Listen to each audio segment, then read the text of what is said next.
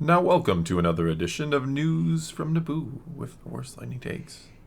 And let's get right to the news. All right, we're going Bad Batch for the whole video because it's coming and interviews are dropping and things have been said that I think need to be addressed. What is the release date? I have forgotten. Next week, Wednesday. Okay. Do we know a time? Surprisingly, I have not heard a time. I've actually heard conflicting stories. Some people are like, they're going back to that middle of the night. So stupid. Yeah, but I feel like they should still be the regular time. I mean, the new regular time. The new regular time, like 7 or 8 or 9, depending on where you are in the world. Yeah. Or Which makes the country, more sense. I should say. This country. Yeah. Makes sense for us here in the U.S. Yeah. Maybe elsewhere you might disagree. Tough. All right. Well, we are going to be talking Bad Batch. I've got some interview and stuff lined up here. If you don't want any spoilers, maybe you should head out because we're going to be discussing some topics that could possibly be spoilers to the show. And I don't want to ruin it for anyone who wants to remain pure for the Bad Batch. Jeez, that sounded so I know weird exactly and how wrong. bad that was going to sound. Okay. But you've been warned. We're going in. First up, I have an interview with Michelle Ang. She is the voice actress of Omega. She really likes her friend Boba Fett. They are both Kiwis. Yeah, they are. They are. They are both New Zealanders. Yeah. It's great fun. When we saw Omega last, we know she was captured by the Empire, imprisoned by Hemlock, because we assume she's part of the testing for Palpatine's mysterious cloning mission, which isn't quite so mysterious to us. We know where he goes with cloning. It's probably, his replica bodies that he is planning.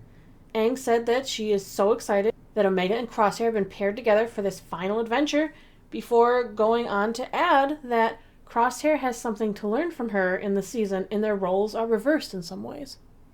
Hope. Or how to Rebellion's shoot. built on hope. Oh, that's what she would have to learn from him. Well, Aang does mention kind of that Omega's going to take on a caretaker-type role with Crosshair, at least at the beginning of the season, because Crosshair is going through some trauma and some PTSD, and also the reintegration of relationships after a fracture, where the Bad Batch brings him back in. Crosshair learns what forgiveness is, and real love in the face of betrayal, and then reuniting together and what that could look like. You weren't kidding about spoilers. That's why I warned people. Well, I don't know that I took the voice the warning actress as seriously is like, as I wanted spoilers. To. Yeah, because now I've had that, I guess, ruined for me. Well, we kind of all figured of course. Crosshair was getting back together. We saw him in the trailer. I'm pretty sure, 99%. It was the that armor, we saw at him least, in the trailer with the Bad Batch. Yeah. She does describe working with D. Bradley Baker as incredible because he is a vocal magician who brings so much color to it and was really essential.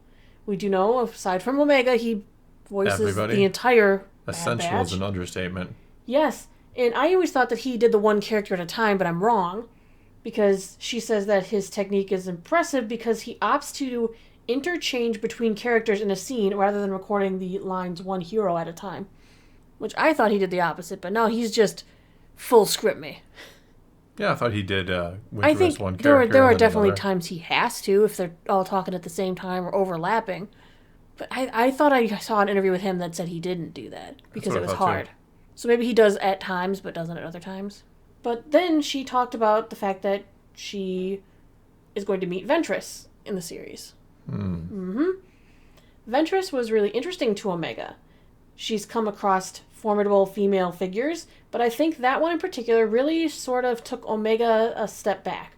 There was a sort of fear and respect and, intrigue. Didn't she get, kidnapped by Fennec Shand? Yes. That's a... Come on, Asajj Ventress is a different beast. Sure. Lightsaber. I mean, there's a separate interview that's out there with the producers of The Bad Batch, Corbett and Rao, where they mention that Omega has a high M count, and that things will be answered through the end of the season. So you're just going full spoilers on me here. I warned you. Okay. Did I not? So could maybe Asajj be brought in as a teacher to Omega if she's got a high M count? I'd like to know how Asajj was brought in from the dead, but okay. How high was Asajj's M count that she can resurrect herself? You don't even... It's over 9,000! I feel like it might be. Anakin's got nothing on her. All right. Well, next they kind of asked about her favorite moments of Omega so far. And Michelle Ang decided she would use that as a bridge to tease the season finale and the alternate endings that were considered. Hold on. Before we even get to that, does that mean Django has a high M count and Boba as well? Or is she artificially We don't know that M yet. counted? I'm sure the show will explain it in great detail. Carry on, yes. These things pop into my head. All right. She says, audience haven't seen the finale of season 3 yet, and they were slightly different ways of ending the show. We weren't set on exactly how it was going to end. There were sort of some exploration, but as an actor, an emotional moment was the ending we landed on. It was like the culmination of my journey as a performer and Omega's journey as a character, all consolidated into 2 lines. You're a wizard, Omega. Probably. That's not even 2, but when probably she not it. read the finalized script for the last episode, she said she read it with great trepidation, and that she had to prepare herself emotionally before opening up the document. She says the finale is really sentimental, and I was sad, but I'm grateful for the journey. The fact that it had to end after 3 seasons was surprising, but also I think that the writers have done a beautiful job. Surprising after 3 seasons. Did she think there would be more? Is this kind of like a end that they were... See, that's where my mind goes. Like, I read too deep. Well, maybe you didn't read too deep, because she went on to tease Omega's final moments in the show, saying that the gravity of the final moments made it easy to feel like it was the culmination of everything. And then she also mentioned some specifics of an alternate ending, adding that Omega was set up with the possibility of a very large future in the Star Wars galaxy, and then it changed from there. That this new ending is bittersweet. Interesting. So... Is Omega gonna die? That's my first thought. Does Omega, like, have a sad ending? No way Omega dies. What's the over-under on that? Like, maybe the clones sacrificing themselves for her and she goes off with new Mommy Ventress? I could see that. Was that maybe what they were going to aim for? Like an Ventress Omega show as a follow-up to this? Can we call it Vent Mega? Yes, we can. It's better than Otris. No, actually it's not. I think I like Otris better. Better than Vent Mega? I think so. Vent Mega sounds like something Godzilla would fight.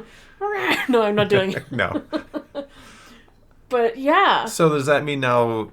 That's an interesting thing to say, because now you're like... So they seemed like they had plans for Omega and that she knew about them, but now they've kind of backpedaled on that. Mm-hmm. And there's even a possibility, though, of a remote, and probably not, that she dies. But that's why I'm like, because what's gonna happen? I don't know.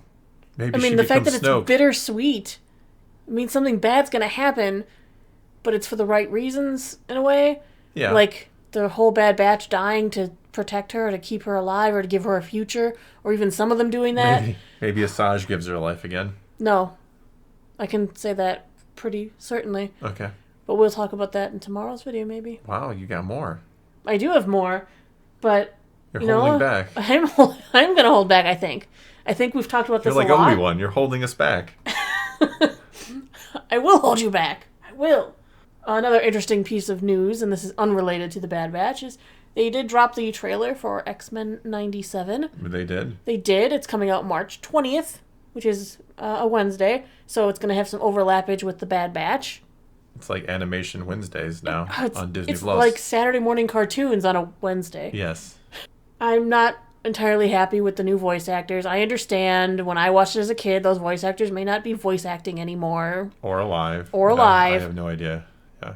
It had some of the right feels. The animation wasn't exactly like the old stuff, which is fine, but it kept the same kind of style. I'm very interested to see where it goes. I liked seeing Cyclops front and center again. He is the leader, the team lead of the X-Men. To me, my X-Men. Yes. I want to see more Jubilee. She was my favorite character when I was a kid. That doesn't surprise me in the least. What? You are a Jubilee. No, I loved Jubilee when I was a kid, so I was happy to see her in the show. I'm curious of where they're going to go, how much they're going to do. I loved seeing OG Sentinels. Yeah, I'm very curious because, I mean, actually... What's the plot? What's the premise? Yeah. Yeah, the original X-Men cartoon series was, like, based on the comics. Pretty close, there were a lot of really good story arcs that are straight conversions from the comics. Yeah, more or less straight conversions. I mean, they clearly tried to pay homage to the comics with them, which was awesome to see. So I'm curious, is this original, or are we taking something from the comics? I don't know.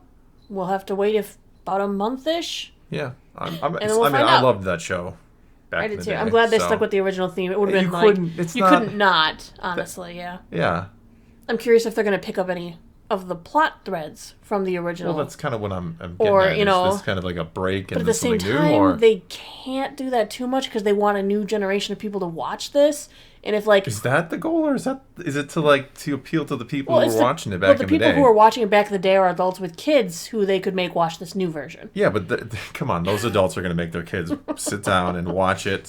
Get up Saturday morning, kids. Get your bowl of cereal and sit in front of the TV cross-legged about 3 feet away from it, because back in the day That's had how you did it, yeah. 27-inch screen TV was gigantic. So that's Feel what like you heat did. coming off of it. I think we had like a 20-inch TV back in the day. remember. Like I'm 2 feet Ours away had a from that wooden thing. box it was in. Yeah, the big old wood. The box was like infinitely bigger than the screen itself. It was nice because you'd put knicknacks on top of it. TV Yeah, was you heavy would. as heck, though. It was not like TVs nowadays. No. They were massive and heavy and had small screens, and it just wasn't as cool as today's TVs. Very, very true. But something about that is very nostalgic, nonetheless. But for now, that's all we got for you this time. Now it is your turn. Take to the comments below. Tell us what you think of any and all of today's news, and let's talk some Star Wars and maybe a little X-Men. And until next time, thanks for watching.